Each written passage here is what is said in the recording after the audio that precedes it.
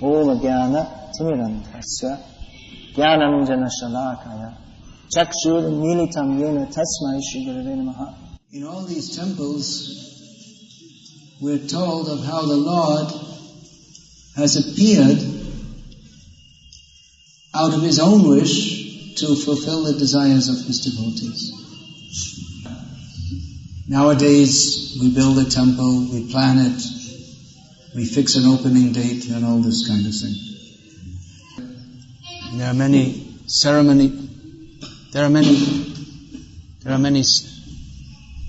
Hare Krishna. There are many ceremonies performed at the installation of the deity. According Hare Krishna, there is the Prana Pratishta ceremony is performed. Although the actual ceremony is that the devotee will invite the actual meaning is the devotee will invite the Lord, please come and bestow your mercy upon the people. Although, if someone has the ability to establish pran in the deity, then he must be greater than God. So the real thing is that not that the devotee is establishing the Lord, but he's inviting him to come. But these temples in which the Lord has appeared out of His own desire to reciprocate with His devotees, these temples are considered more valuable actually. Because the Lord has appeared in response to the bhakti of His devotees. When we establish a temple, we do so because we are attracted to the Lord and we want to worship Him, which is very nice, that is very good.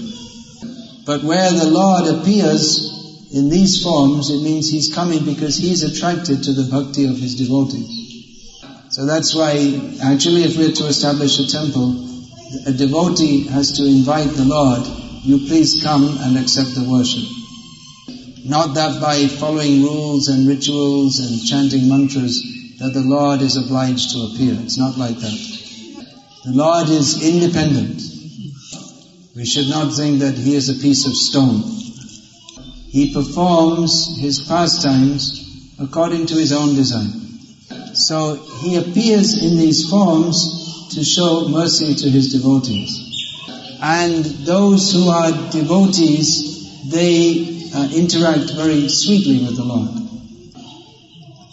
We know that Sripad Ramanuja Acharya and the other acharyas, they used to speak with the deities. Prabhupada said the same thing when he was establishing the worship of Sri Rukmini Dwarkadish in Los Angeles. He said that if you think that the deity is a brass-made idol or a piece of stone, then to you, Krishna will be like that. You will just see a brass-made idol. But if you accept that this is Krishna, then Krishna will personally speak with you.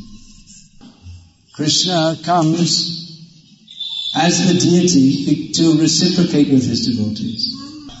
Krishna wants the bhakti of His devotees. But we have to be actually qualified to interact with Him on that level. So when we hear of the great devotees, how they are worshipping the Lord, that should give us inspiration. That we should become greedy.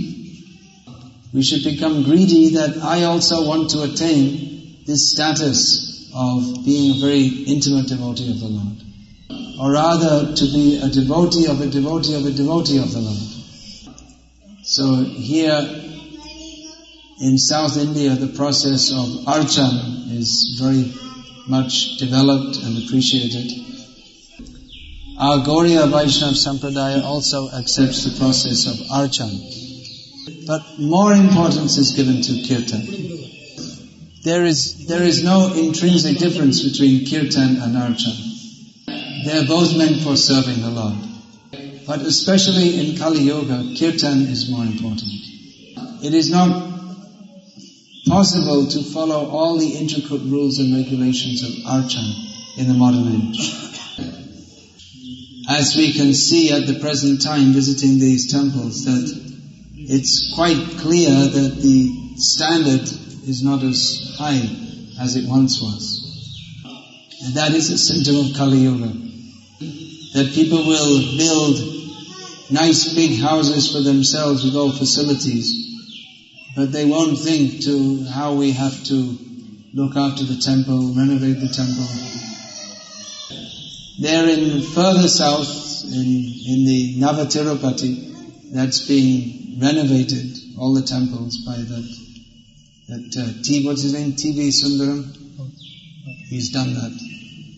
So after earning multi-crores of rupees, he spent something to renovate the Navatirupati near Tirunelveli.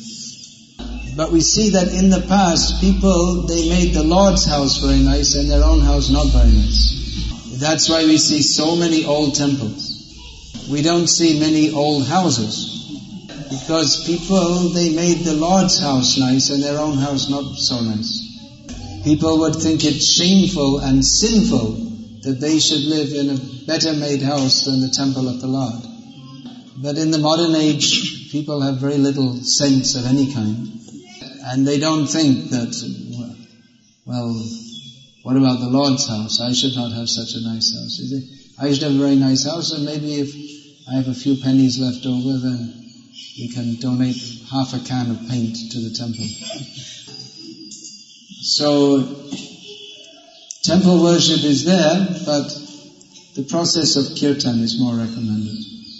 There are many reasons for this. One reason is that it's difficult to maintain so many temples.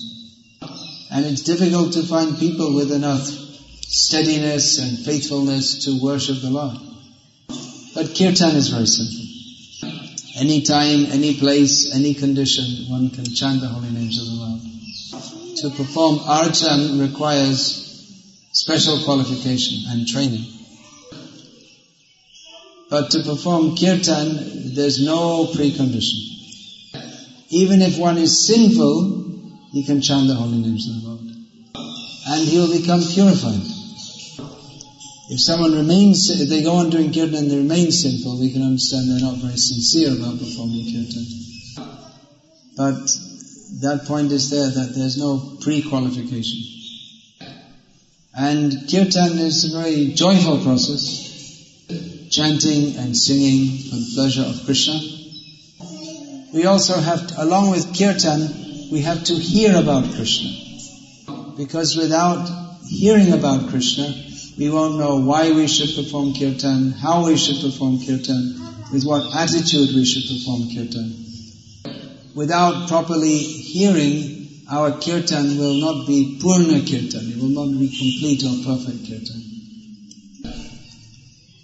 So please go on with this process of hearing and chanting about Krishna. And archan should also be there. But we should know that the main process in Kali Yuga is by chanting the names of Krishna. So we have a lot of work to do here in South India to engage people in chanting the holy names of Krishna. Many people are very pious, but they don't know the glories of Hari Kirtan, it seems, most people. As Srila Bhakti Saraswati Thakur said, in South India, people know archan, but they do not know kirtan. They know to worship Narayana with Sri Narayana. But they don't know to worship Sri Narayan in his original form of Radha Krishna. So we have this service to perform, to inform people of the blissful life that Chaitanya Mahaprabhu has given by chanting the holy names of Krishna and worshipping Sri Narayan in his most blissful form of Shri Radha Krishna. So we'll finish there because we want to go to Taya Sahyati before it closes. So please go on chanting Hare Krishna. We are visiting these holy places to get more inspiration to serve the Lord, the Sankirtan movement. So please return to your Svasvasthanam. You say that in Tamil? with more enthusiasm to serve the Lord. Hare Krishna, Krishna Krishna, Hare Hare, Hare Rama, Rama